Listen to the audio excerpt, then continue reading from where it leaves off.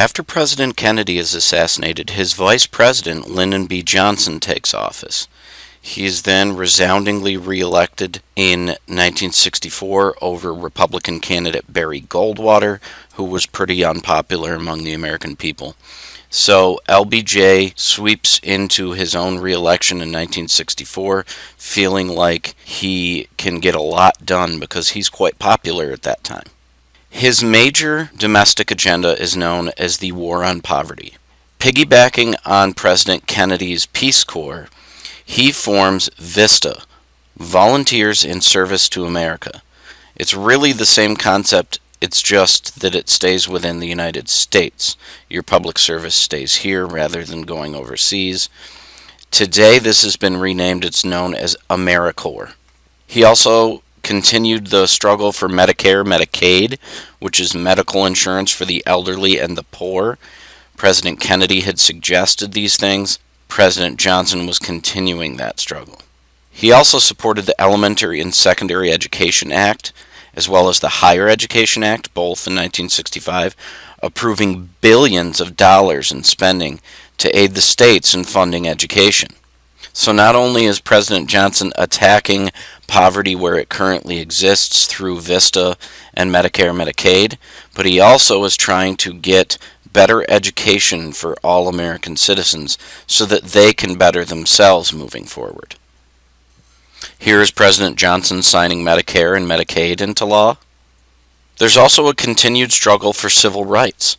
Malcolm X is a leader very different from Martin Luther King. He encouraged blacks to fight back against white violence, a direct break from the mainstream civil disobedience policies that Martin Luther King and the NAACP are using. The Black Panther Party is a militant organization that encourages this violent pushback for the oppressive treatment of blacks by white society. They wore a uniform of all black clothing, particularly black leather jackets and belts, as well as black berets. You can see the Black Panther Party symbol on the upper left, a Black Panther Party member on the bottom left, and Malcolm X, this famous leader of this movement, on the right. Baker versus Carr in 1962, although lesser known than other civil rights actions, is pretty important because it says that legislative districts must be approximately the same size.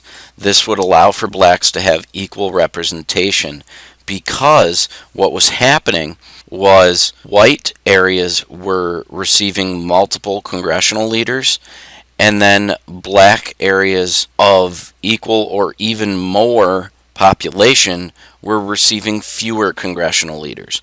So what this Supreme Court decision said was that every congressional district must be about the same size population-wise. That way it can be assured that everybody is receiving the same amount of representation in Congress as everybody else. You can see this map here, the state of Mississippi, that the congressional districts on a map look slightly different sizes, but the drawing of these lines is not necessarily based on geography, it is more so based on population. So although the smallest looking one on this map in the orange, there's probably at least one city in there that is making it large enough population-wise to compare with what geographically looks a lot bigger in the green portion on this map. But the green portion is probably much more rural areas of Mississippi. The 24th Amendment in 1964 says that poll taxes in federal elections are no longer allowed, that this disadvantages poor blacks. Likewise, the Civil Rights and Voting Rights Acts of 1964 and 1965 outlaws discrimination in public facilities, private businesses providing services to the public, and federally funded programs and labor unions. This is a sweeping equality legislation. The Voting Rights Act also specifies that beyond the poll taxes that are being discussed in the 24th Amendment, that also literacy tests and other discriminatory practices are illegal. And in 1968, the Fair Housing Act said that the real estate industry could not discriminate against blacks. Here is President Johnson signing some of this legislation into law. The concept of affirmative action. This is very controversial in the late 60s and throughout the 70s when civil rights is finally gained by blacks. Affirmative action is that admission to college or maybe a job hiring gives preference to women and or minorities. In a Supreme Court case, the Kaiser Aluminum and Chemical Corporation v. Weber in 1979, a white man sues his employer for denying him a promotion based on his race. Supreme Court says that affirmative action was perfectly acceptable because the company was trying to pursue racial balance. So, very controversial, but affirmative action was a very common practice throughout the late 60s, 70s, and even into the 1980s. It is not so much a practice today.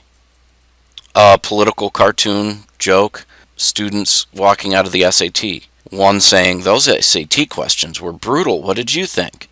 And the other kid, who in the cartoon happens to be black, says, "Well, I got the one where I check off my ethnicity, so I know I aced it."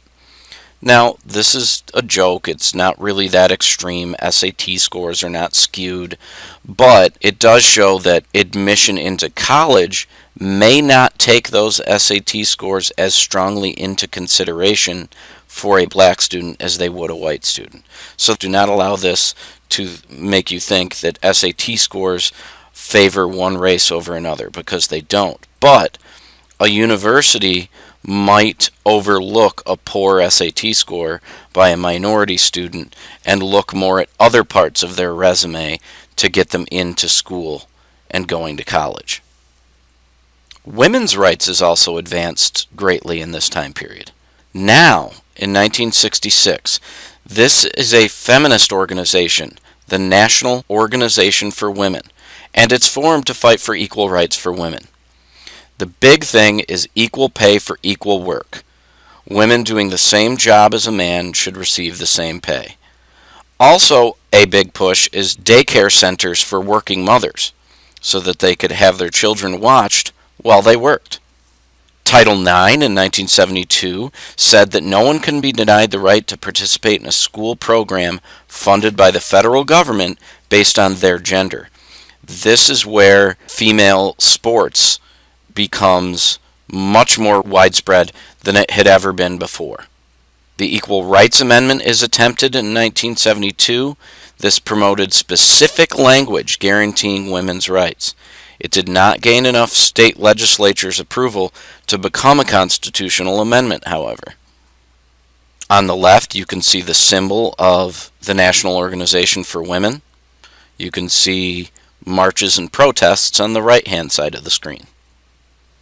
Roe v. Wade in 1973, perhaps one of the single most controversial political topics in the American political system. A Supreme Court ruling said that a Texas law outlawing abortions was unconstitutional because it violated a woman's right to privacy.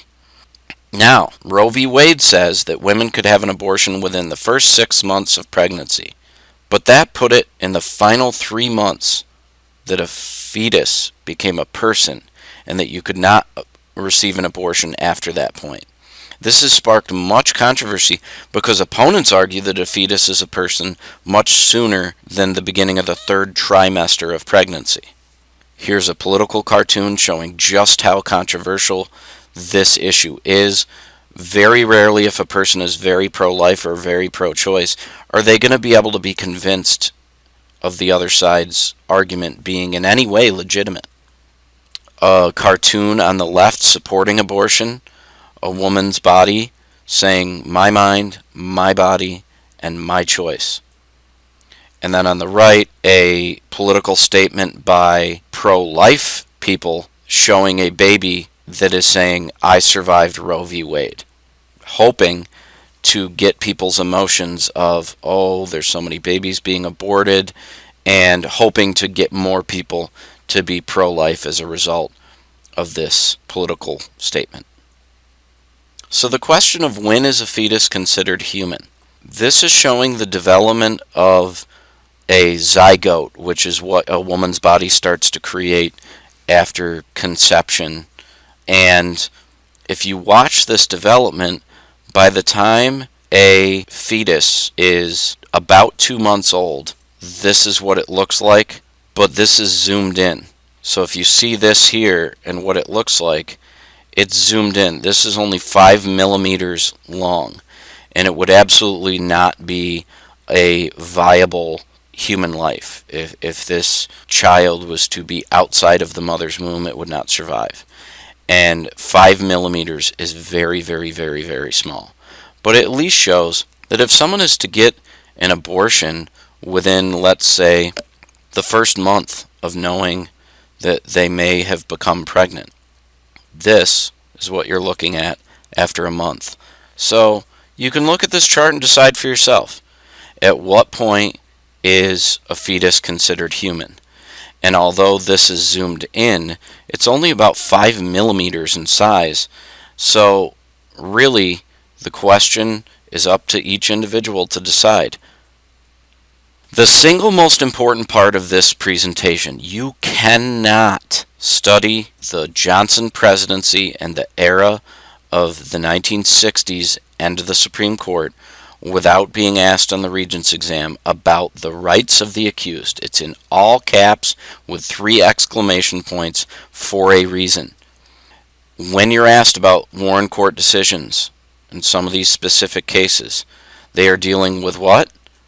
Rights of the accused. That is the wording the exam loves to use all the time. In Mapp v. Ohio in 1961, it says that illegally acquired evidence, that is, evidence without a warrant, cannot be used against someone in court.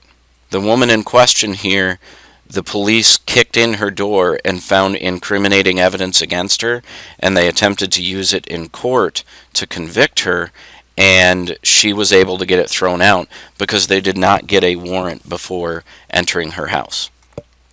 In Gideon v. Wainwright in 1963, the decision here is that any crime, not just capital crimes, still required that the state provide a lawyer to those unable to pay for one. In Escobedo v. Illinois in 1964, this says that the accused have a right to request an attorney, and any questions answered without granting such a request cannot be used against them in court. So in these 2 very famous examples, Gideon v. Wainwright, a poor man cannot afford an attorney. This says that no matter what type of crime was committed, that a lawyer must be provided to them. And in Escobedo v. Illinois in 1964, Escobedo was requesting an attorney. The police were not giving him that service, and so everything that he said to them before getting an attorney to speak on his behalf was not usable in court. Escobedo in fact confessed, but because his confession was after he was requesting but denied an attorney, it was thrown out and Escobedo went free. And the most famous example is Miranda v. Arizona in 1966. Ernesto Miranda had kidnapped and raped a woman. He even signed a written confession. But the argument in this case was that he was unaware of what his rights even were. So today, you're read your Miranda rights. You have to be told what crime you're being arrested for, that you have the right to not speak, that you have the right to have an attorney present, and that you have a right for that attorney to be paid for by the government if you are poor. So that's why when you are arrested, you are told, so-and-so, you are arrested for such and such a crime. You have the right to remain silent. Anything you say can and will be used against you in a court of law. You have the right to an attorney. If you cannot afford an attorney, one will be provided to you by the court. And then the final part is, do you understand these rights as I have read them to you? And if the person answers in the affirmative, you can begin questioning. And only then can you begin questioning. They do have the right to request an attorney at this point. You can see here Miranda on the left in his prison lineup photo. Not a really good looking guy. Then in the center you can see how his attorney dressed him up for trial to make him look like a much more upstanding citizen. And then on the right, Chief Justice Earl Warren of the Supreme Court, very, very famous for, I'll say it again, the rights of the accused cases. And we will discuss these over and over and over again to make sure that we have this down for the exam. That is the end of the presentation. Please make sure that you go back to the website and take the online quiz. Use your notes. If you use your notes, there's really no reason why you can't get a perfect score. Thank you. See you in class.